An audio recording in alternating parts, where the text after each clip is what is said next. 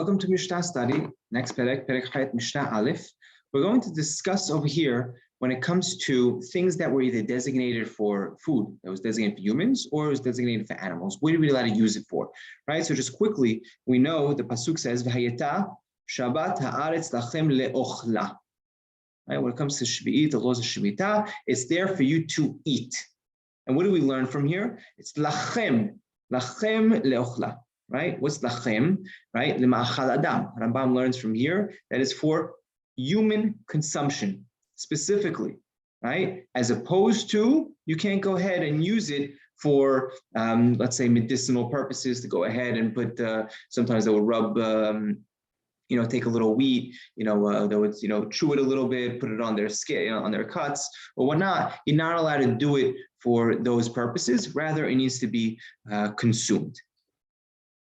So, Klal Gadol Amru Sheviit, a great principle was said by Sheviit, anything that's designated, it's specific for human consumption, human food. You're not allowed to go ahead and make for it a milugma, right? Milugma, over here, I explained it as something that they would take, like wheat. And Rambam actually says it comes from the language, the etymology of the word is milugma is melo lugma, right? Literally a cheek full. Right, a cheek full. What they would do is sometimes they would take some food, put it in their mouth by the cheek, really put it, again, squish it around in the mouth so that the saliva gets, into it. Sometimes they even chew it a little bit. They would do it with wheat. They would sometimes use figs or, different things. And then they would go ahead and put it on a bruise, on a wound. And that's what they would do. So you're not allowed to go ahead and use Sheviit fruits for this, either, a bandage that they would use it for, or sometimes they would even, swallow it for, in order to throw up afterwards. You're not allowed to use it for these medicinal purposes because we said it has to be lachem, right? Now, the Mishnah continues. Of course, you can't use it for an animal either. Let's say it's not specific for human consumption. It's more like a hay, right? In that case, you could use it for a milugma for a person, right? Because it's not food, it's not human food. So you go ahead and use it for a bandage for a person. But you're not allowed to use it for, a bandage for an animal.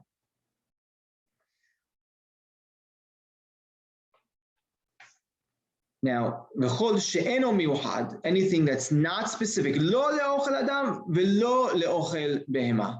right? It's not for human food and not for animal food. Now it depends.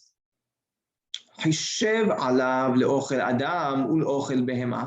you thought about it for human food and for animal food, at that point, then it has to take on both humrot of human food and animal food. Now, what are both these humrot? So human food, like we said, right? That you're not allowed to go ahead and chew on it and turn it into this milugma. And for the animal food, you're also not allowed to soak it because we know you're not allowed to soak, ochle behema, right? Sheviit, animal food, you're not allowed to soak. So this also takes on that humrah as well. Right? And it depends on, again, if it's something that's not specific, not for human food or animal food, it depends on your thought. If you thought about it for both, then it takes upon both humrot. Let's say you thought about it just for, use it as wood, firewood. Okay, there's law of wood. You go on a si'ab, ha'izov, koranit, right? Like these three items, it's savory, izov is za'atar, right? Hyssop, za'atar. And koranit is thyme, right? Rambam says it's something very known by the medical doctors. And like we said, at that point, if you thought about it for wood, then it's like wood, and you could go ahead and use it.